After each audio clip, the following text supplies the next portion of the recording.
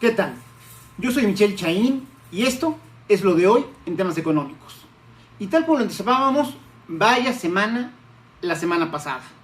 Prácticamente tuvimos un desfile, un rosario de malos datos en temas económicos.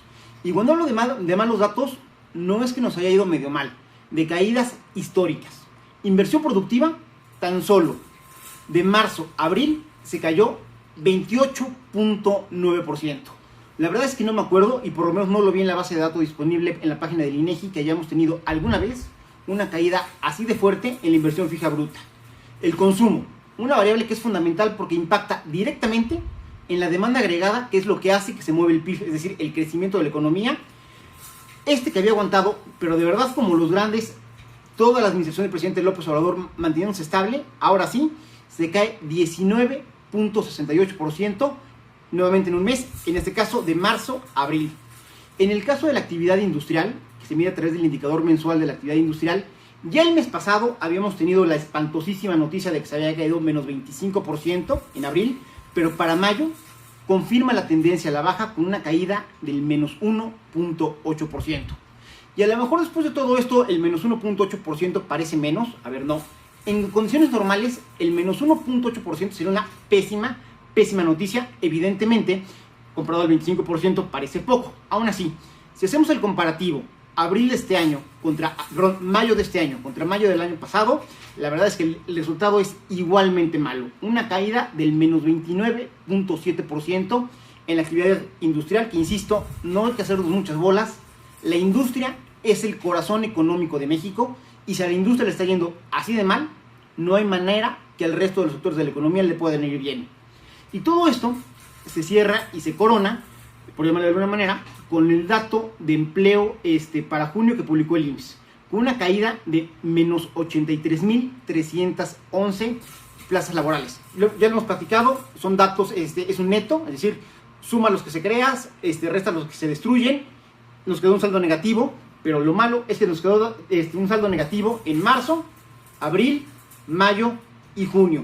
Y el acumulado de los 4 meses es 1.113.677 fuentes de empleos formales perdidas en México, lo cual es un dato terriblemente histórico.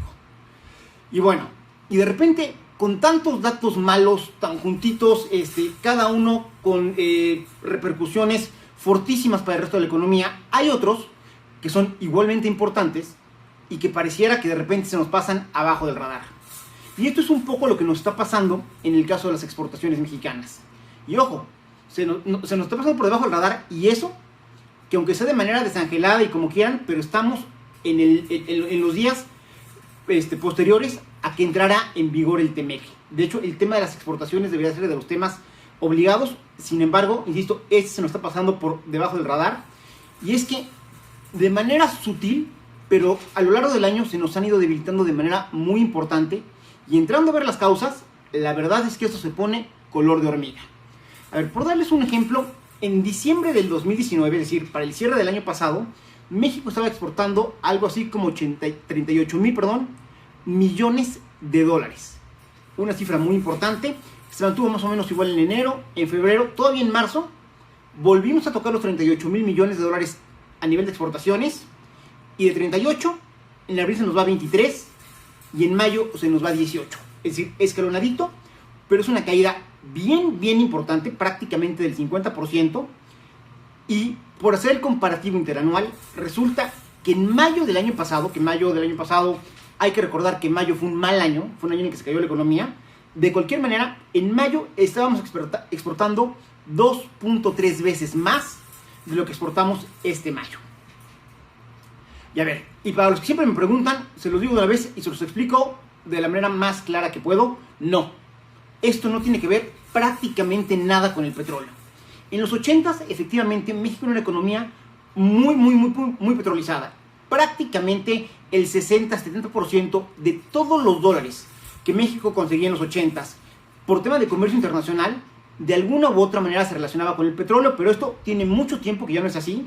De hecho, previo que se firmara el Telecán original, en 1993, arrancamos el año y las exportaciones petroleras eran únicamente el 17 0.75 de las totales.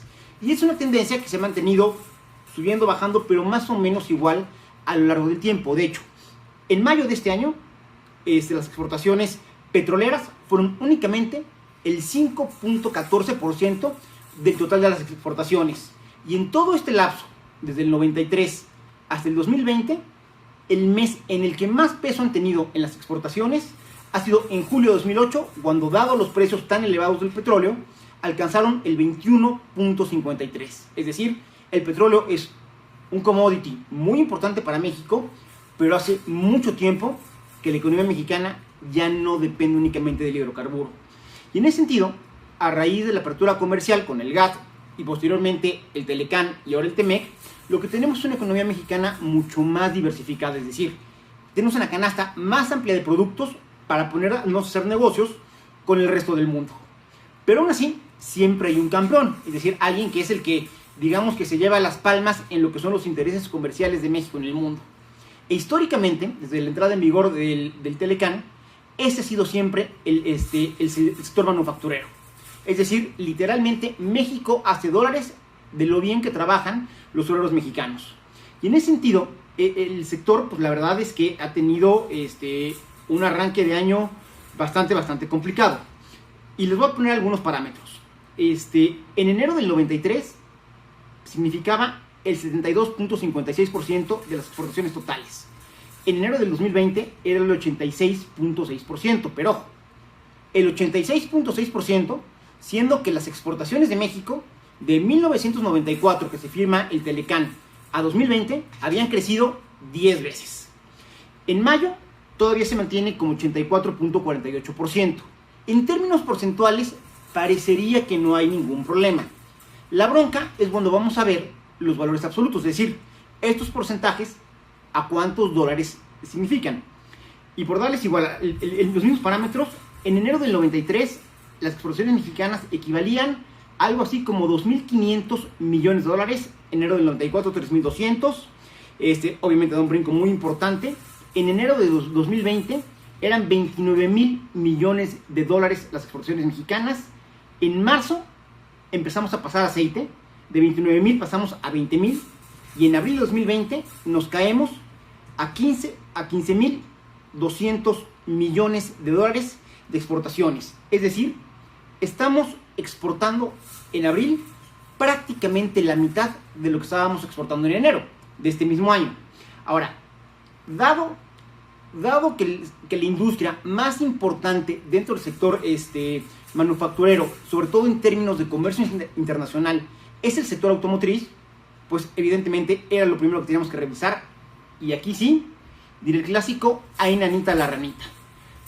Hago el mismo ejercicio. En enero del 93 eran las exportaciones únicamente por sector automotriz 597.000 millones de dólares. En febrero del 94, o sea, prácticamente en un año le dieron la vuelta, 905.000 millones.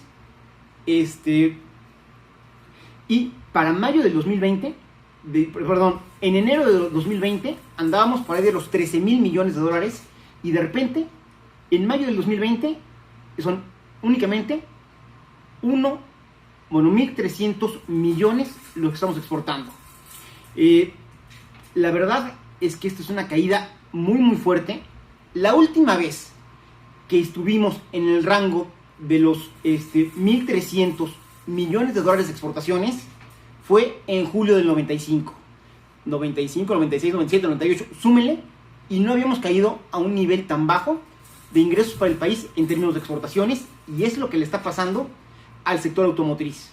Y de hecho, haciendo algunos comparativos para ver el peso, que normalmente es muy alto, de las exportaciones automotrices dentro de las totales, siempre anda por ahí del 30, 35, más o menos un tercio de todo lo que exporta México se relaciona con el sector automotriz. Y sin embargo, ahorita ese rango está a niveles del 7.29%. Y si vemos a las exportaciones del sector automotriz de esta manera, lo que estamos enfrentando es el porcentaje o el peso específico más bajo desde 1993 que ha tenido el sector automotriz. Evidentemente, esto es una muy mala noticia para el país, Porque mientras todo mundo se trona los dedos y el presidente se desgañita peleándose por Pemex, que es una empresa técnicamente quebrada, por mucho que sea el gobierno, y la Comisión Federal de Electricidad y la Secretaría de Energía, inverosímilmente se dedican a ponerle piedras en el camino a la tecnología y a los inversionistas que han apostado por México en el caso de la generación mediante energías renovables, de energía eléctrica. Nuestro campeón, el que siempre ha sido, digamos, que el que ha capitaneado los intereses comerciales de México en el extranjero, se nos está cayendo a pedazos y absolutamente pareciera que nadie en el gobierno federal dice nada y que esto es un tema que no se está tocando en prensa. Y esto, desde luego, pues, le pega de una manera muy, muy importante a Puebla. Hay que recordar que la economía de Puebla está muy amarrada con el sector automotriz. Tenemos dos de las principales armadoras en México, tanto la de Volkswagen como la de Audi. Y si al sector automotriz le está yendo así de mal, a Puebla no hay manera que le vaya bien.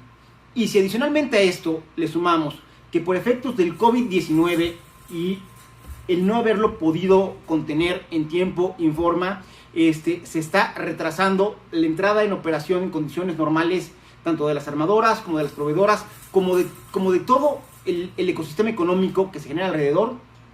Son malos días y malas noticias para Puebla, pero aquí le seguiremos dando seguimiento. Yo soy Michel Chaín y esto es lo de hoy en temas económicos.